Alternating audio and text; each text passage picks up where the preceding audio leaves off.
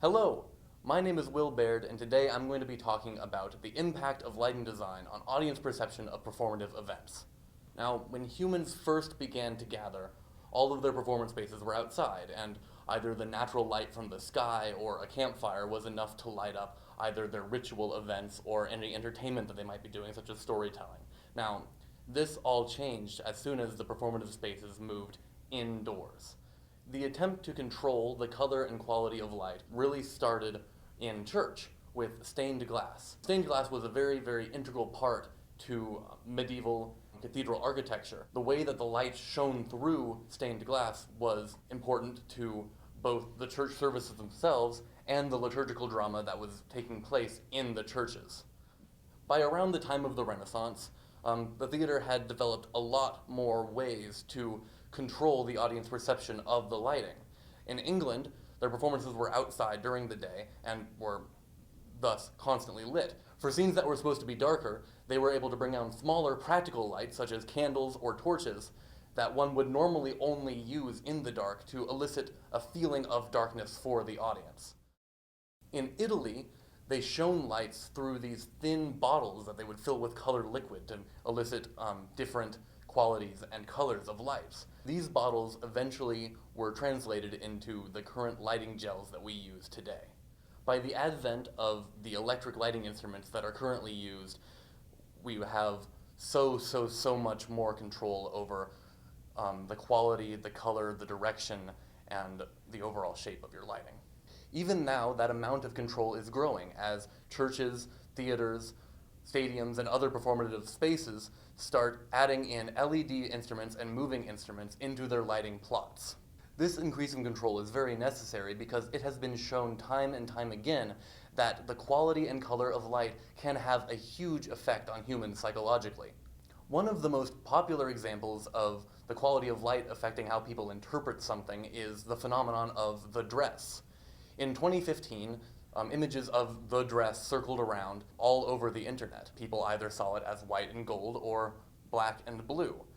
There was a distinct correlation shown between the type of screen that the person was using and the quality of light that that screen gave off and what color they saw the dress as.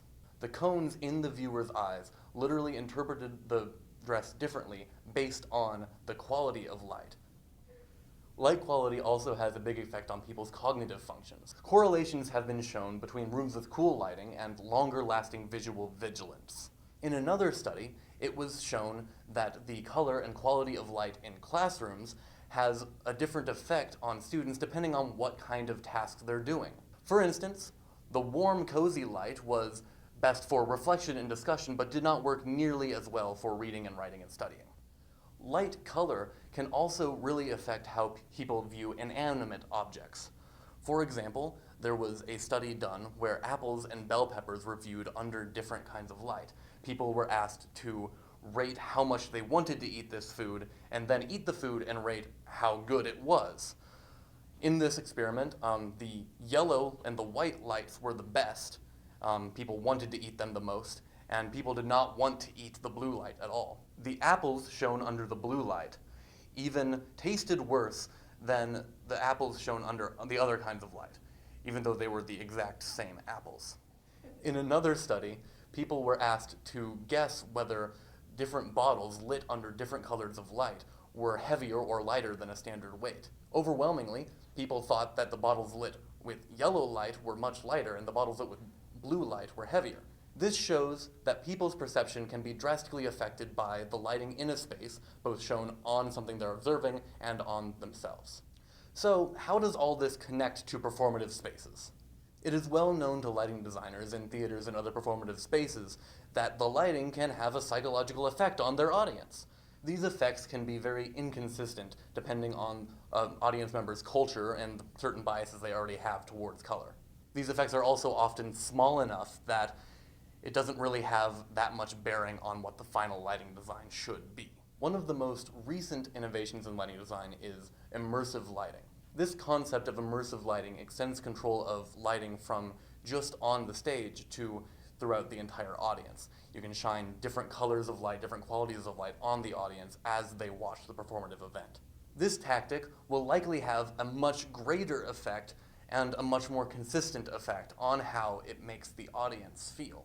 Because this field is so new, this is less extensively researched, and it is very, very important to know what effect this will have as immersive lighting gets added into churches, theaters, and other performative spaces around the world. I'm Will Baird, and this has been the Student Showcase.